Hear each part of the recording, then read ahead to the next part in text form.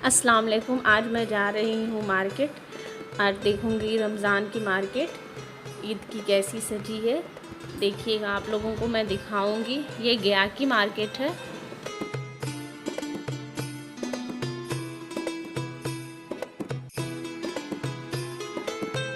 यहाँ पर किरानी घाट में जाम लगा हुआ था, तो हम लोग दूसरे रास्ते से टोटो मुड़वा करके दूसरे रास्ते से आगे गए।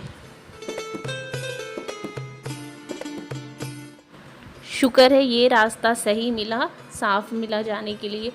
हम लोग तो सोच रहे थे कि ऐसा ना रात इधर ही हो जाए तो शॉपिंग हो ही नहीं पाएगी, आना बेकार हो जाएगा।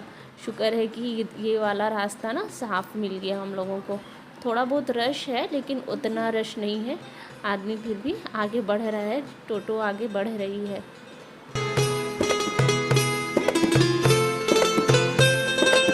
अफ्तार करने के बाद हिम्मत नहीं हो रही थी मार्केट जाने की, लेकिन जाना ज़रूरी था। बच्चों को ईद का साल भर का त्यौहार है, साल भर में एक बार आता है, तो इसलिए बच्चों लोग की खुशी तो और भी ज़्यादा ही रहती है ईद पर। तो उन लोगों को बहुत ही हल्ला था कि मुझे भी ईद के जोड़े दिलाओ, चप्पल दिलाओ। इसलिए उन लोगों के खातिर तो जाना ही पड़ रहा था।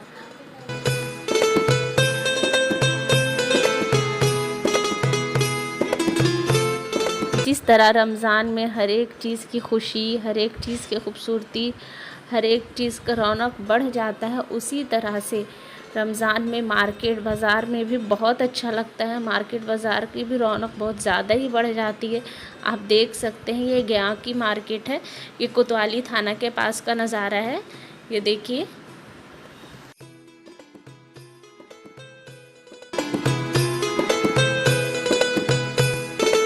जिस तरह से हमें लगता है कि ये ईद का त्यौहार है, अच्छे से होना चाहिए, किसी चीज़ की कमी नहीं होनी चाहिए हमारे बच्चे को, उसी तरह से हमें भी चाहिए कि अपने आसपास के गरीबों को, जो गरीब छुपे हुए हैं, जो बोल नहीं सकते, किसी से मांग नहीं सकते, उनको ध्यान में रखते हुए इस तरह से दे दें कि उनके दिल पे असर नहीं हो, उनको उनकी भी ईद अच्छे से कट जाए। उनके भी छोटे छोटे बच्चे होते हैं, वे लोग तो किसी से बोल भी नहीं सकते हैं।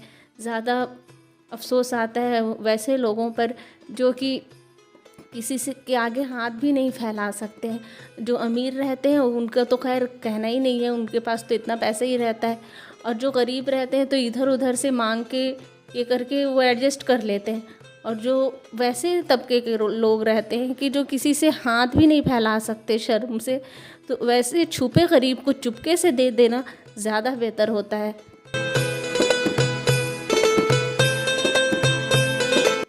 रही बात की समझ में भी नहीं आता है कि वैसे गरीब को किस तरह से दिया जाए, तो एक तरह से ऐसे कह करके दे दें, बच्चे के हाथ में करके दे दें, या कुछ ऐसा पकाएं बनाएं तो उनके घर में दे दें। ये कह करके कि ये कुछ तोहफे के तौर पे इस तरह से दे दें कि उनको एहसास ना हो। हाँ, तो कुछ सामान हमने गया मार्केट के अंदर से लिया और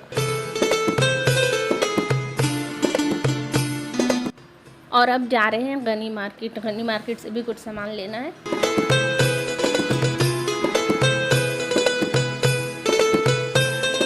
यहाँ हम लोग शॉपिंग करने तो आ गए हैं, लेकिन एक तरह से वैसी खुशी नहीं हो पा रही है। दिल में एक दर्द है, एक तड़प टाइप का है। वो इसलिए है कि क्योंकि आज हम लोग यहाँ शॉपिंग कर रहे हैं और हमारे फ़िलिस्तीनी भाई बहन लोग किस मुसीबत से गुज़र रहे हैं, किस तरह से उन लोगों को दुख का सामना करना पड़ रहा है, ये हम लोग बयान नहीं कर सकते हैं। उनका दुख दर्द कैसे समझें, कैसे क्या करें, कुछ ऐसा रास्ता भी नहीं समझ में आता है कि उन लोगों की किस तरह से मदद करें। बस हाँ, सिर्फ आप लोगों से भी इल्तिजा है और ख़ुद से भी हम लोग आपस में भी बोल रहे हैं कि फ़िलिस्तीन के लिए जहाँ तक हो सके दुआ कीजिए, और शब कदर की रात में जाग के दुआ कीजिए, तहज्जुद में जाग कर दुआ कीजिए,